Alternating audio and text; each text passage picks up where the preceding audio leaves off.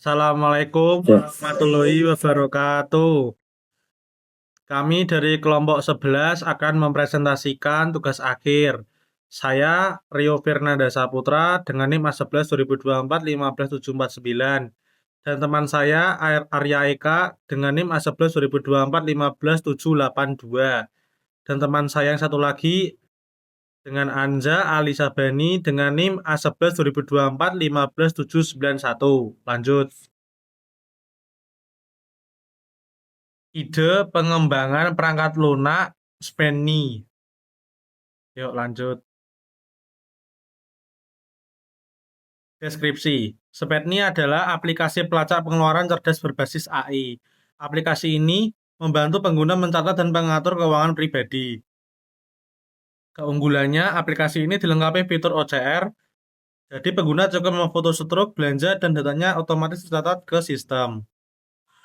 Selain itu, AI-nya menganalisis kebiasaan pengguna dan memberikan saran penghematan agar pengeluaran lebih terkontrol. Tujuan pengembangan: meningkatkan kemudahan pencatatan transaksi melalui foto nota, memberikan analisis otomatis tentang pola pengeluaran pengguna, menghemat waktu pengguna dalam mengelola keuangan pribadi. Lanjut.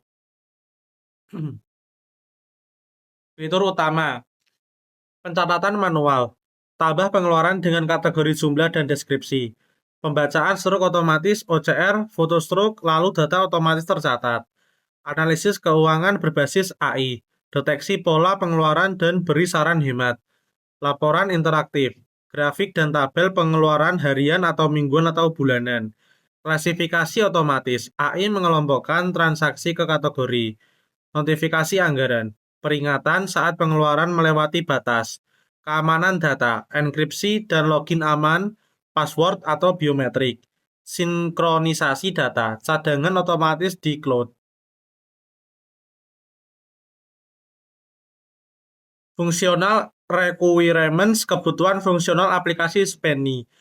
Percatatan pengeluaran manual. Sistem mencatat pengeluaran berdasarkan kategori, jumlah, tanggal, dan deskripsi. Pemindaian struk otomatis OCR. Sistem membaca struk pembelian dan menambahkannya otomatis ke daftar pengeluaran. Klasifikasi pengeluaran. Pengeluaran dikelompokkan dalam kategori seperti makanan, transportasi, hiburan, dan lain-lain. Analisis dan saran penghematan AI. Sistem menganalisis pola pengeluaran dan memberi rekomendasi penghematan. Manajemen akun pengguna, mendukung pendaftaran login dan pengelolaan data pribadi pengguna. Notifikasi dan pengingat, mengingatkan pengguna jika pengeluaran melebihi batas anggaran yang ditentukan. Penyimpanan dan akses data, menyimpan serta menampilkan kembali data pengeluaran pengguna secara akurat. Dan selanjutnya akan dilanjutkan dengan teman saya Arya Eka. Untuk non-fungsional requirement dan non-fungsional aplikasi sendiri. Yang pertama, kinerja. Sistem memproses hasil OCR dalam waktu kurang 5 detik. Untuk respon antar muka maksimal dalam 2 detik. Kedua, kendala. Tetap berfungsi walau koneksi internet tidak stabil. Data disimpan secara otomatis. Yang ketiga, keamanan. Data pengguna deskripsi menggunakan autentikasi aman seperti password dan biometrik. Yang keempat, kegunaan. Antarmuka mudah digunakan dan dipahami, tidak perlu pelatihan khusus bagi pengguna baru. Yang terakhir, portabilitas. Dapat dijalankan di berbagai platform seperti Android dan iOS. Lanjut. Untuk alasan pemilihan model prototyping, kami memilih model ini karena pengembangan bisa membuat versi awal yang lebih cepat. Yang kedua, menunjukkan ke pengguna, lalu melakukan penyempurnaan berdasarkan umpan balik. Yang ketiga, dengan begitu aplikasi bisa lebih sesuai dengan kebutuhan pengguna nyata. Untuk tahapan model prototyping dalam pengembang SPENI. Yang pertama, pengumpulan kebutuhan awal. Untuk identifikasi kebutuhan utama pengguna, pencatatan kategori untuk laporan keuangan. Yang kedua, pembuatan prototipe awal, membuat tampilan sederhana dan fitur dasar seperti input, pengeluaran, dan tampilan grafik. Yang ketiga, evaluasi prototipe. Pengguna mencoba versi awal dan memberikan masukan terkait tampilan dan fitur. Yang terakhir, penyempurnaan prototipe. Pengembang memperbaiki sistem berdasarkan masukan pengguna agar lebih sesuai kebutuhan. Untuk keuntungan menggunakan model prototyping, yang pertama dapat menyesuaikan kebutuhan pengguna dengan baik. Yang kedua, rasiko kesalahan desain lebih kecil dari diuji lebih awal. Yang ketiga, pengguna lebih puas karena bisa ikut memberikan masukan. Yang terakhir, perbaikan fitur lebih fleksibel dan efisien. Untuk kelemahan menggunakan prototyping, yang pertama, waktu pengembangan bisa lebih lama karena banyak revisi. Yang kedua, dokumentasi kadang kurang lengkap. Yang ketiga, ada kemungkinan pengguna mengira versi awal sudah final. Yang terakhir, biaya bisa lebih besar karena pembuatan beberapa versi. Untuk pengembangan aplikasi dilanjutkan oleh teman saya. Terima kasih.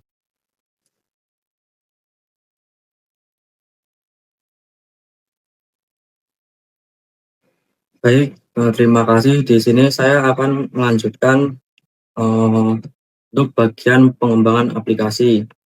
Untuk bagian pengembangan aplikasi, saya dan teman-teman mengembangkan sebuah aplikasi keuangan, di mana sebuah aplikasi itu berfungsi untuk mencatat pengeluaran atau pemasukan kita sehari-hari. Dan ini merupakan untuk tampilan aplikasi yang kita kembangkan. Ini merupakan tampilan halaman dashboard. Pada halaman dashboard ini terdapat beberapa menu seperti menu belanja, menu laporan, menu tambah, menu BI, dan menu profile.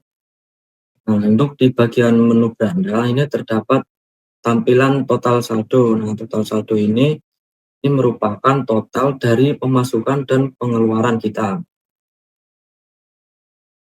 Lalu di sini terdapat notifikasi budget melebihi batas. Nah, untuk budget melebihi batas ini merupakan sebuah notifikasi yang dapat kita atur. Lalu di sini terdapat tampilan pemasukan dan juga pengeluaran. Nah, di sini juga terdapat riwayat transaksi yang telah kita catat, nanti akan tampil di halaman beranda ini. Lalu ada target tabungan, ini digunakan untuk pengguna untuk menabung. Lalu di sini terdapat juga menu pengingat, ini untuk supaya mengingatkan pengguna, contohnya seperti pada saat akan bayar listrik, pada tanggal segini nanti aplikasi ini akan mengingatkan kepada user. Nah, lalu untuk di bagian laporan, di sini terdapat sebuah laporan keuangan kita yang ditampilkan dalam bulan dan tahun. Di sini juga terdapat sebuah diagram. Di sini juga terdapat sebuah makanan lainnya. Juga selain diagram juga terdapat indeks seperti ini. Selain itu juga terdapat pada saat kita ingin mendownload laporan tersebut, ini tersedia juga. Ini merupakan file CSV, ini kita download ke dalam Excel. Selanjutnya di bagian TXT ini merupakan file yang nantinya seperti file teks. Nah, ini contohnya, pada saat kita download, maka akan menampilkan sebuah data laporan seperti ini, ditampilkan dalam file TXT.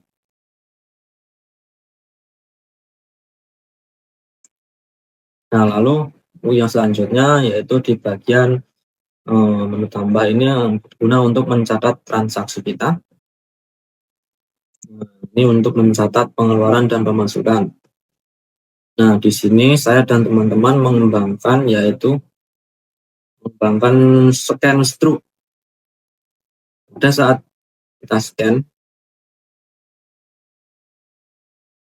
Nah, karena di sini saya menggunakan laptop, maka tidak bisa menggunakan kamera belakang untuk men-scan.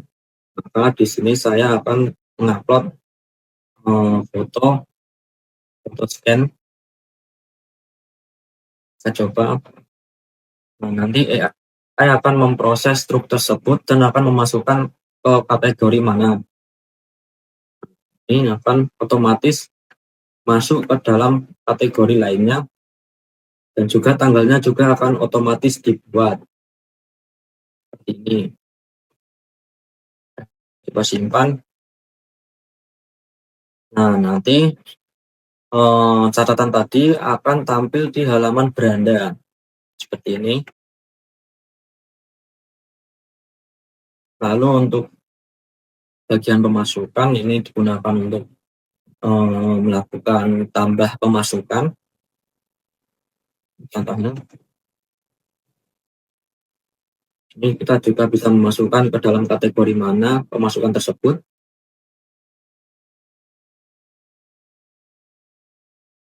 Memasukkan dalam gaji. Lalu ini deskripsi opsional. Jika pengguna ingin memasukkan deskripsi, maka akan tampil di halaman beranda. Lalu untuk yang selanjutnya yaitu bagian AI. Nah, di sini kami mengembangkan AI juga.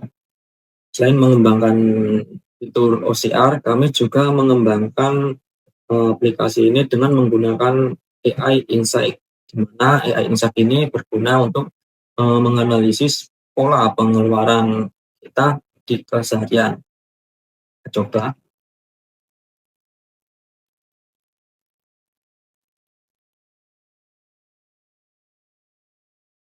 Nah, di sini terdapat insight-insight seperti skor kesehatan. Ini skor kesehatan saya ini 95, yang artinya sangat sehat. Ini terdapat beberapa menu insight. Nah, di sini juga terdapat seperti peringatan over budgeting di kategori makanan. Nah, selain itu juga akan menampilkan rekomendasi kita. Nah, selain AI Insight, juga terdapat AI Chatbot, mana pengguna bisa tanya-tanya kepada AI seperti pengeluaran terbesar bulan ini, gimana caranya hemat, bisa budget minggu ini, dan lain sebagainya. Misal, kita ingin tanya bagaimana caranya untuk hemat. Nah, nanti AI akan memproses, lalu akan menjawab seperti ini. Mungkin untuk bagian fitur AI cukup itu. Lalu untuk yang selanjutnya di bagian menu profile.